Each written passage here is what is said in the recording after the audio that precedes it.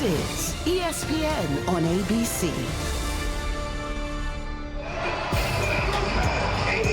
Welcome everyone to Memorial Stadium in Clemson, South Carolina, where Tiger fans are trying to maintain their enthusiasm despite some uncharacteristic struggles for Dabo Swinney's team.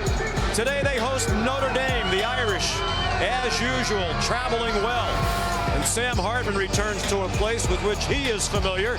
It's his first time here as Notre Dame quarterback, but from his time at Wake Forest, he knows how difficult this environment can be for the visitors. Welcome everyone to ESPN's Afternoon College Football Saturday on ABC, presented by Dayquil. This is Eckrich Statement Saturday. 15th ranked Notre Dame at 7-2 against the 4-4 Clemson Tigers on a glorious day here in the upstate of South Carolina. Hi everybody and welcome. Sean McDonough along with Greg McElroy, delighted to have you with us. Certainly, Greg, that 4-4 record for Clemson, one of the biggest surprises of this college football season. Their streak of 12 straight seasons with 10 or more wins is going to end this year.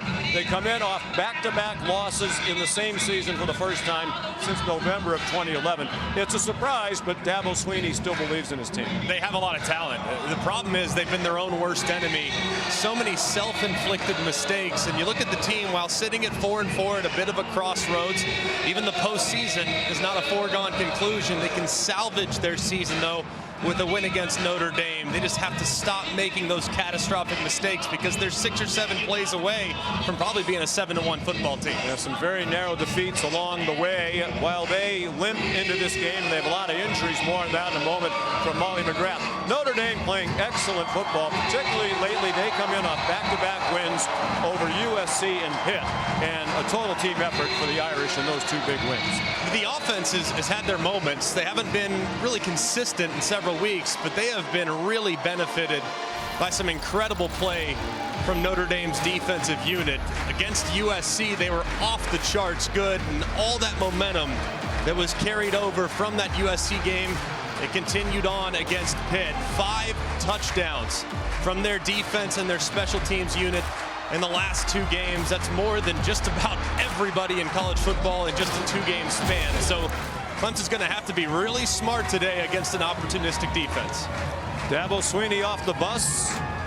Some of his fans threw him under the bus this week, and he responded with emotion. More on that as we go. Our coverage of college football on ABC will return after this message and a word from our ABC stations. You're watching Statement Saturday, presented by Eckrich. And we welcome you back to Clemson, South Carolina. It was a chilly morning, the temperature right around freezing. This is the ACC on ESPN. It's warmed up nicely. We expect to get up around 70 before this game is concluded.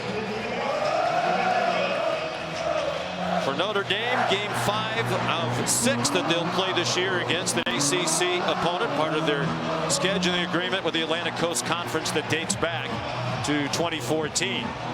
Clemson won the toss and deferred. Notre Dame will receive the opening kickoff, and it's Jadarian Price back deep who signals for a fair catch.